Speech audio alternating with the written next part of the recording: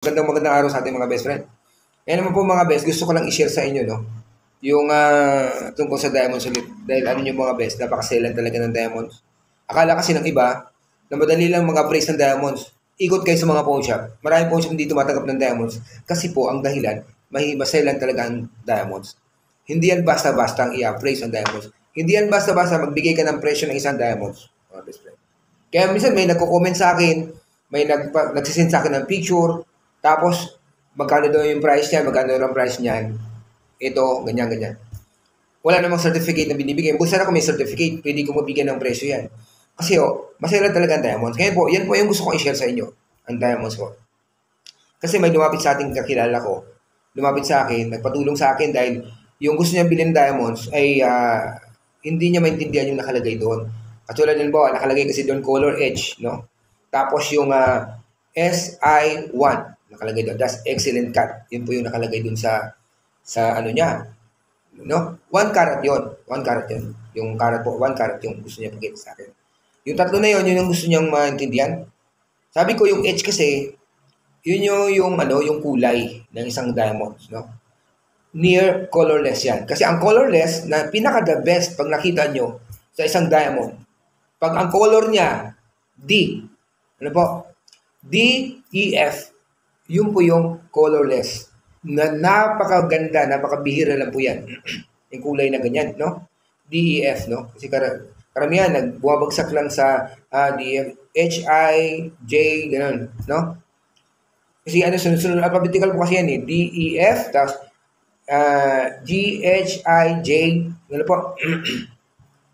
yun yung mga near colorless po. Yung mga, basta alphabetical po kasi yan, sunod-sunod po. No? Ang sakop doon sabi ko, yung nakita mong edge doon, near colorless yun. So maganda pa rin kulay yan. Maganda po ang pagkaputi niya. No?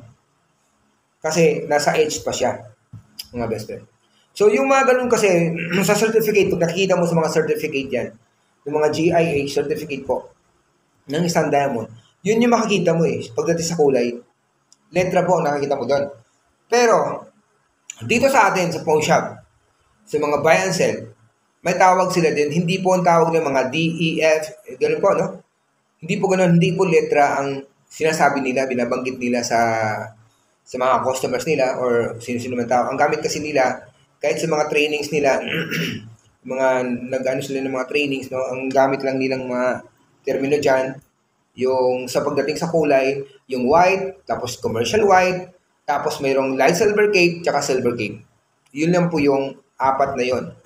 No? Yung maputi, tinatawag lang ng white, no? Tsaka commercial white. Pagdating naman dun sa susunod na yun na yung light silver cape, tsaka silver cape. Yun yung, hindi yun fancy color ang binabanggit ko dito mga besa, no?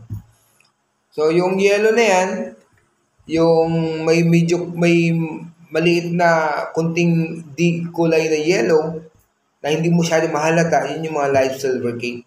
Pag hindi ka sanay tumingin, talagang maiisip mo na white, no? Tapos, yung silver cape naman, yun yung mas dark yellow siya kaysa doon sa light silver cape, mga best friend, no?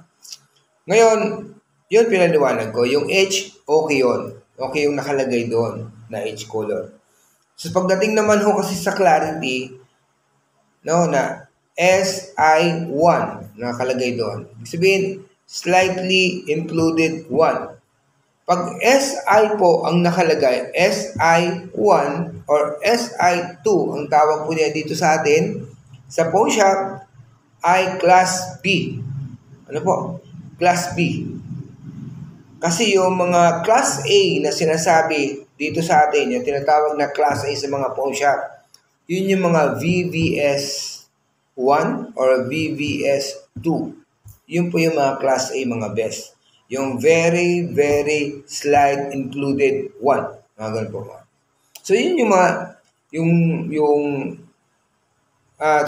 sinasabi dito na mga Class A. Ano po? Tapos, ang isa pang nakalagay, tanong niya sa akin doon, may nakalagay doon na excellent cut.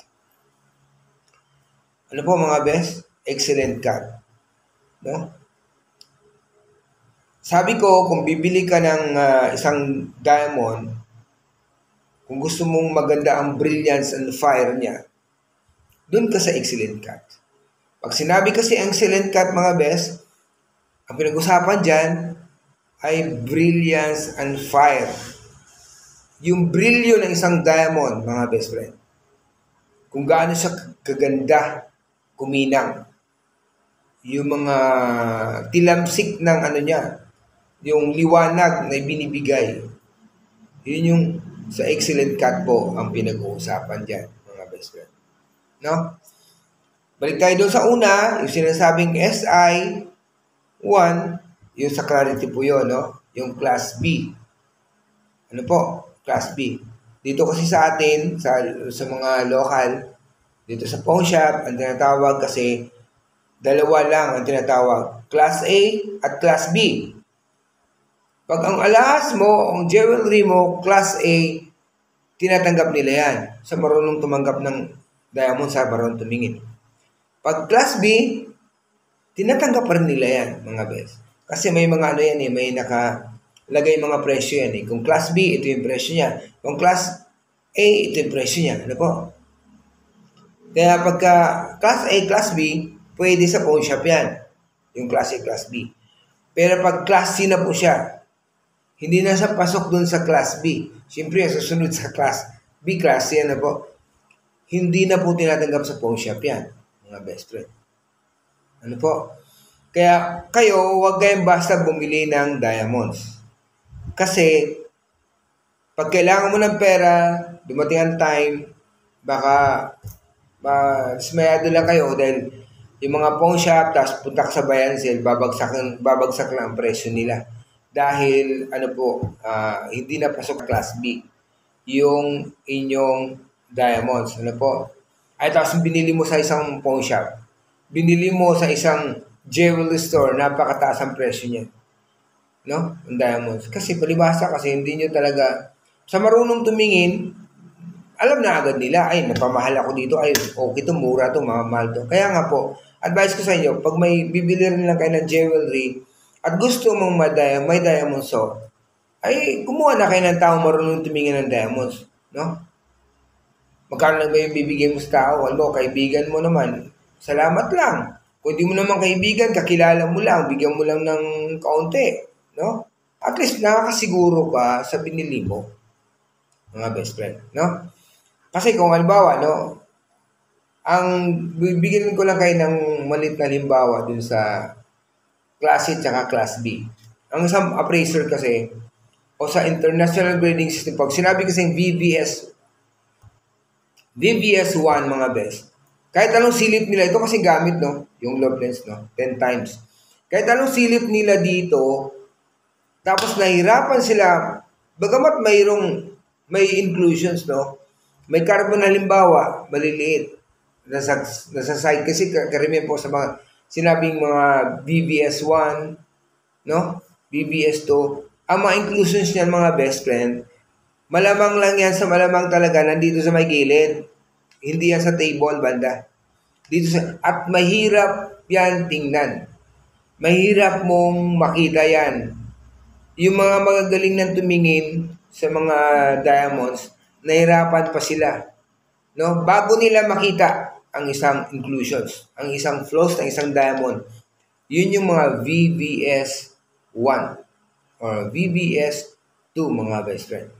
Ngayon, pagdating naman sa S1 or SI1 mga best, malamang minsan ganito na no?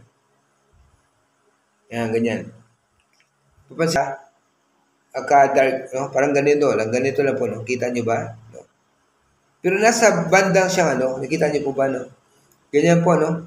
Meron siyang inclusions o may carbon siya makikita mo diyan sa mga bandang gitna, no? Madali siya makita. Pag silip mo ng gamit yung low lens mo, isang ganun mo lang, kita mo na agad. Yun yung mga Class B, mga best friend. No? Ngayon, isagad-sagad ko na, ano naman yung, paano kung mas mababa pa sa Class B? Yung Class C, palagay lang natin. Mga best friend. Mga best, yun yung, kahit hindi mo na ginagamitan nito, ng low lens, isang tingin mo lang ganyan, kita mo na agad yung depekto. Pagdating sa pawn shop, hindi na yung tinatawag na class B. Not acceptable na ang tawag nila doon. Hindi nila tinatanggap yun.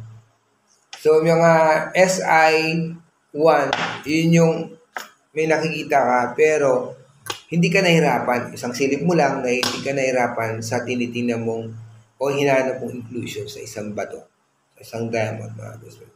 Ngayon, brilliant cut naman. Bakit may brilliant cut? Bakit may excellent cut, mga best friend? Yan ang pag-uusapan natin sa susunod po, mga best friend, na video. Abangan nyo po. Bye-bye, mga